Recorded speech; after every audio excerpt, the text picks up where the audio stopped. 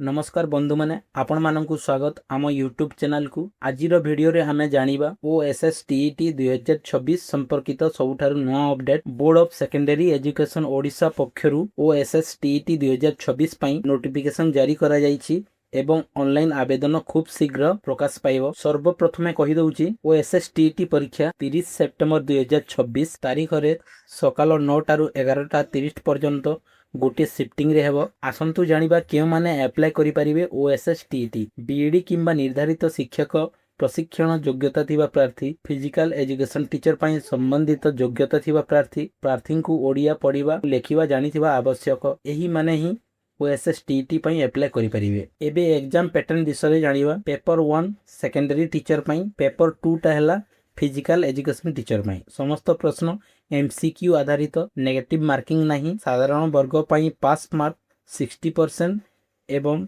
SC ST SCBC and physical पई 50%। आवेदन आरंभ तारीख, शेष तारीख, फीस एवं अन्यान्य विस्तृत सूचना बीएससी ओडिशा पक्षरु खूब शीघ्र प्रकाश पाइब। एठी दिया हिची the details instruction guidelines and the date of application registration will be public soon. एबे ऑनलाइन रजिस्ट्रेशन स्टार्ट हेइनी, किछि दिन परे हेइजिवो। आपण माने अप्लाई करि परिबे। जदि आपण ओएसएस टीईटी 2026 पई प्रस्तुति करूजंती तेबे एही वीडियो को लाइक करंतु, शेयर करंतु एवं आम देवी guider and take Guru channel को सब्सक्राइब करंतु। धन्यवाद। Best of luck.